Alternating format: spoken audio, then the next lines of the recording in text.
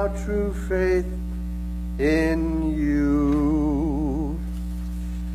Hello and welcome to Wednesday Bible Study. As you can see, I'm wearing my N95 mask, which makes me look a bit like Kylo Ren. And if you don't know who Kylo Ren is, then you have not seen any of the Star Wars episodes. And if you haven't seen any of the Star Wars episodes, then you probably don't own a computer. And if you don't own a computer, you're not watching this anyway, so never mind.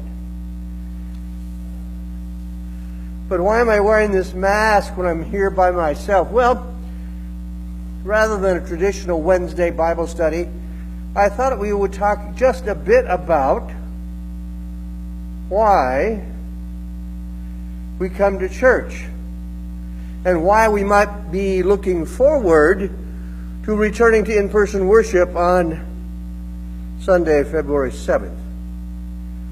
So why do we come to church? Maybe to hear the pastor, maybe. Maybe to encounter Jesus. Maybe.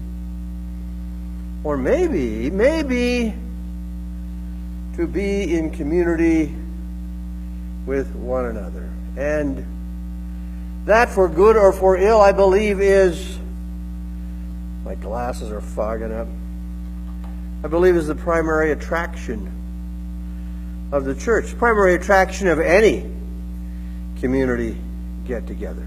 Although the church is significantly unique in how it gathers and why it gathers, but still, the gathering is an important part of that. And when we come to gather again on February 7th, it's not going to be quite the same. If you're coming to hear the pastor will still be here, but will be a bit removed. No handshaking, no personal sharing of communion. And if you're coming to see Jesus again, communion will be a to-go affair, so certainly not what you have become used to. And if you've come for the community, well, we'll all be wearing masks. We'll be socially distanced, at least between those folks who wish to be socially distant. And then we are requesting that at the conclusion, and actually before the worship service, that we come and go as expeditiously as we can. So, your reasons for coming to worship might be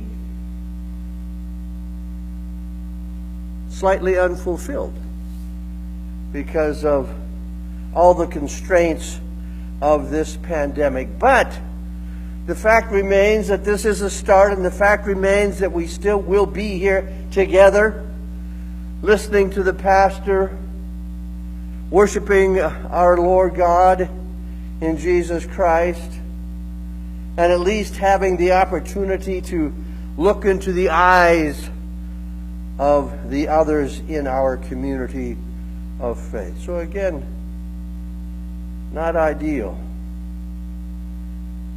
but I think it's a positive step in the right direction. In the Old Testament lesson for this Sunday from Deuteronomy 18, God has announced that as Moses is beginning to fade away, God has announced that He will in the future appoint prophets to replace Moses, prophets who will lead the people faithfully in the direction that they need to go. And the reason He says He will do this, and the reason that He needs to do this, is because those people, they tend to wander off. They tend to go astray. They're entering a land with all kinds of funky religious activities. I'm going to put my glasses back on again. And says,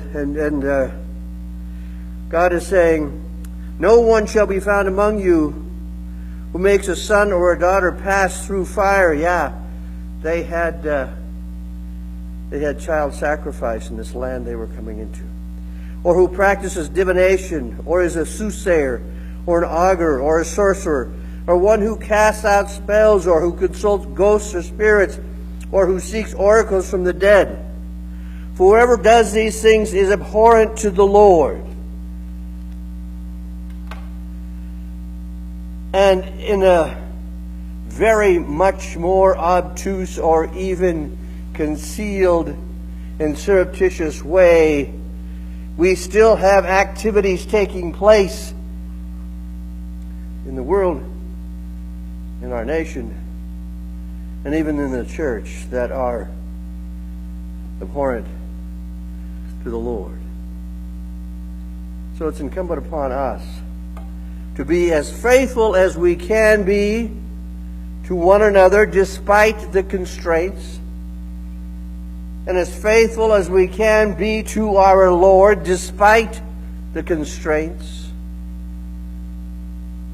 as we gather for worship in an opportunity to connect with our God in ways we cannot do otherwise. To connect with the truth.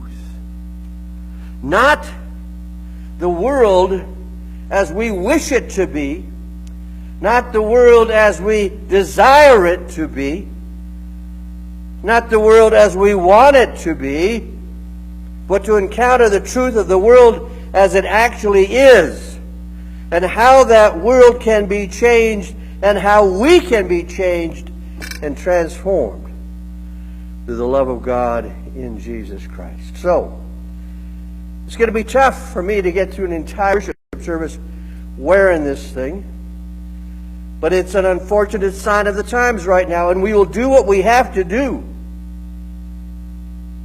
So, I invite you to not let these constraints stand in the way of you participating, if you wish, in worship service. So that's it for Wednesday Bible study. You better not put Pastor Dan behind a pulpit, because when you do, you get a sermon probably a bit more than you get a Wednesday Bible study. But as John Marquardt would often say, it is what it is. So I wish you a good rest of the week. Stay safe, be well, and God bless us all. Make me a channel